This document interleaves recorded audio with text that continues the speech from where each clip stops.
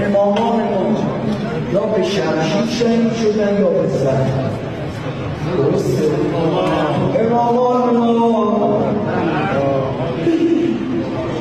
چه زهر داغان ما رضا داده. السلام عليك يا رسول الله.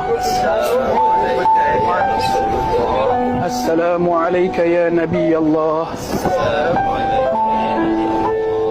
السلام عليك يا حبيب الله. السلام عليك يا خير خلق الله. السلام عليك يا صفوة الله.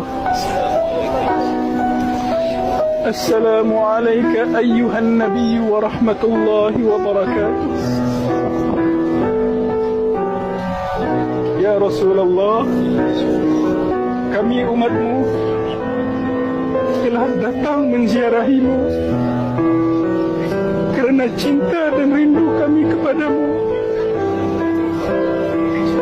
Akui kami sebagai umatmu ya Rasulullah. Kurniakan kami syafaatmu di akhirat kelak. Assalamu alayka ya Sayyidana ya Aba Bakr As-Siddiq. السلام عليك يا سيدنا يا عمر بن الخطاب الفاروق. Ya Allah, janganlah jadikan ziarah kami ini ziarah yang terakhir dalam kehidupan kami. Kurniakanlah kami keizinan dan kesempatan untuk sentiasa mampu berziarah kepada bumi Madinah yang diharamkan oleh Nabi Muhammad sallallahu alaihi wasallam. Suburkan rasa cinta dan rindu kami pada Rasulullah sallallahu alaihi wasallam. Allahumma ya Allah, sebagaimana Engkau mengizinkan kami untuk menziarahi baginda Nabi Muhammad sallallahu alaihi wasallam di bumi Madinah ini, himpunkan kami bersama baginda ya Allah di dalam syurga-Mu kelak ya Allah. Himpunkan kami bersama baginda di dalam syurga-Mu kelak ya Allah.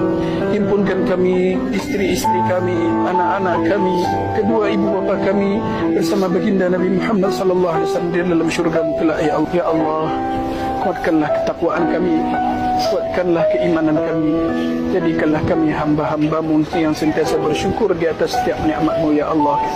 Ya Allah, jadikanlah kami di kalangan umat kekasih-Mu Nabi Muhammad sallallahu alaihi wasallam yang berhak mendapatkan syafaat baginda di akhirat kelak. Sallallahu ala sayyidina Muhammad wa ala sahbihi wasallam. Walhamdulillahi rabbil alamin.